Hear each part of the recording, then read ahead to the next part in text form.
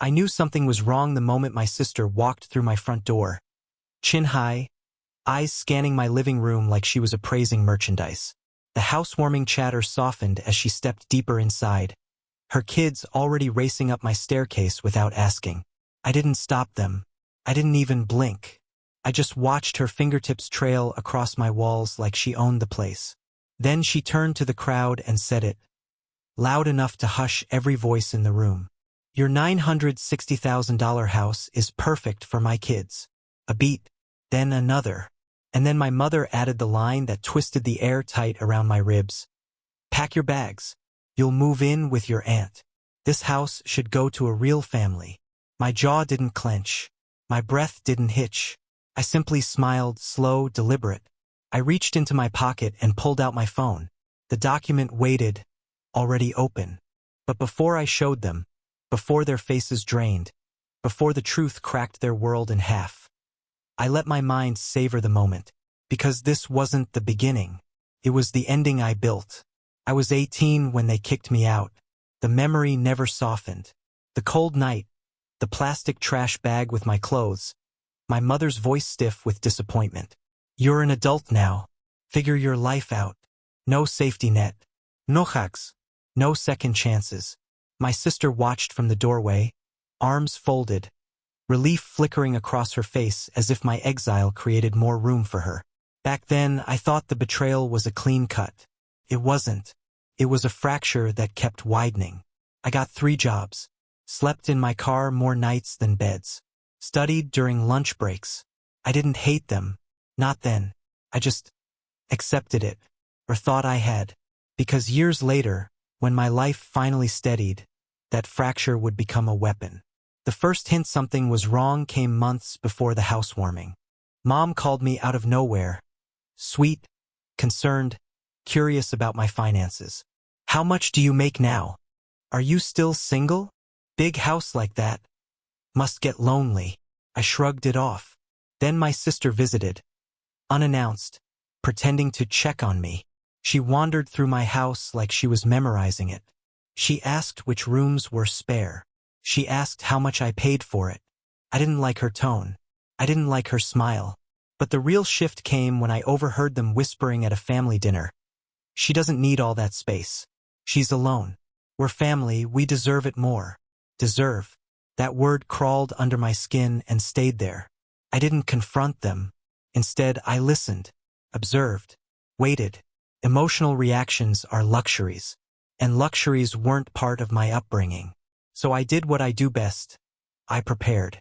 I reviewed every document tied to the house, checked the deed, double-checked my trust paperwork, and most importantly, updated one very specific clause. A clause that would make tonight possible. While they plotted ways to push me out, I plotted something cleaner, something final, something they'd never see coming. I invited them to the housewarming on purpose.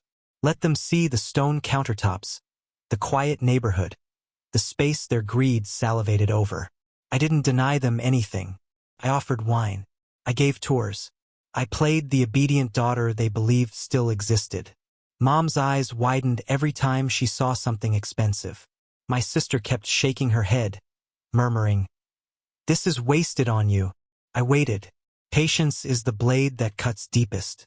So when my mother told me to pack my bags and move out of my own home, when my sister declared this house belonged to her children, that was my cue.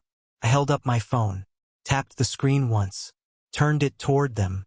"Before you start packing my things," I said, "you should read this."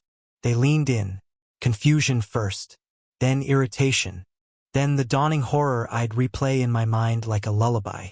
It was the legal trust document, the one I created after they kicked me out, the one that declared the house was purchased by a trust under my name, and that no biological family member who had previously disowned me could contest, inhabit, leverage, or inherit any part of it. My mother's voice trembled. "Disowned? We never—" I cut her off, still smiling. "Remember when you kicked me out at 18? I wrote it exactly as you said it. You're not part of this family anymore." I watched the color dry from her face. My sister stepped forward. "You can't do this. We're your family."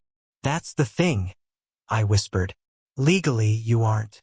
The room fell into a silence so heavy it suffocated the oxygen. My guests stared in stunned quiet. I didn't gloat. I didn't raise my voice. Revenge doesn't need volume.